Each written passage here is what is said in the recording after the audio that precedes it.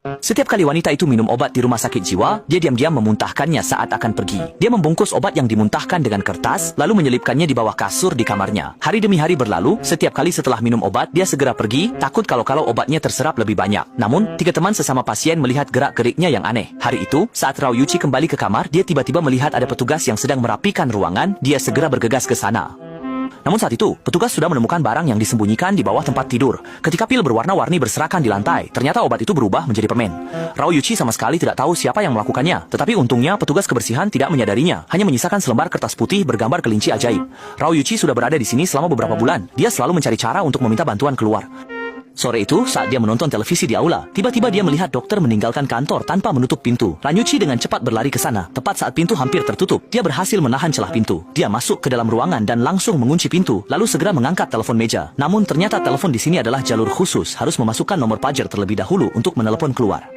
Saat dia dengan panik mencari petunjuk, di luar ada seorang pria besar yang menulis 4 angka di kaca jendela. Dia segera memasukkannya dan langsung menelepon ke rumah.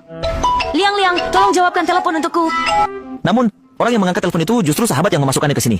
Liang, telepon dari siapa? Tidak apa-apa, telepon iseng. Saya sudah memblokirnya untuk Anda. Bai Liang memutuskan sambungan telepon Rao Yuchi dan memasukkan nomor telepon di sini ke daftar hitam secara permanen. Saat itulah Rao Yuchi baru menyadari bahwa semua ini adalah ulah sahabatnya di belakang. Kamu sudah berdarah, Yuchi. Percayalah padaku, keluargamu juga tidak ingin melihatmu seperti ini, kan? Bisakah kamu membiarkan saya menelepon sekali lagi? Bisa, kamu telepon. Rao Yuchi kembali menelepon ayahnya, namun ayahnya juga sudah disuap oleh Bai Liang. Saya sangat sibuk. Bekerjasamalah dengan dokter untuk mengobati penyakit dengan baik. Melihat situasi ini, Rao Yuchi memutuskan untuk tidak melawan lagi dan berpura-pura menjadi pasien gangguan jiwa. Namun, justru sikapnya ini menarik perhatian 3 teman pasien lainnya. Keesokan harinya, setelah makan, Rao Yuchi pergi ke aula untuk menonton televisi, tetapi tiba-tiba memperhatikan bahwa di papan tulis di belakangnya ada serangkaian soal matematika tingkat tinggi dengan gambar kelinci ajaib di sampingnya, persis seperti yang dilihatnya di kamar kemarin. Rao Yuchi mengandalkan pengetahuan yang dipelajarinya di sekolah, menyelesaikan satu persatu soal di papan tulis dan mencocokkan jawaban dengan 26 huruf alfabet Inggris membentuk kata Pegion. Kemudian, dia mengikuti petunjuk ini ke lapangan. Tidak disangka, ketiga teman pasien itu sudah menunggunya di sana. Ternyata, obat Yuchi Rao telah diganti oleh mereka. Ketiga orang ini juga dimasukkan ke sini karena alasan tertentu. Di antara mereka, ada seorang taipan keuangan dari perusahaan publik, seorang psikolog, lulusan universitas ternama, dan seorang pelatih sekolah olahraga yang menjadi gila setelah dijebak.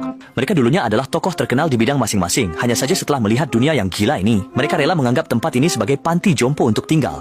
Para jenius selalu saling mengagumi. Mereka melihat ada semangat pantang menyerah dalam diri Rao Yuchi. Jadi mereka ingin memanfaatkan sisa semangat mereka di usia tua, tetapi Rao Yuchi menganggap mereka sebagai orang sakit jiwa biasa. Gadis kecil, kami bukan penipu. Paling-paling kami hanya orang gila. Bagaimana kalau begini? Kamu buat satu permintaan. Lihat apakah kami bisa membantumu mewujudkannya.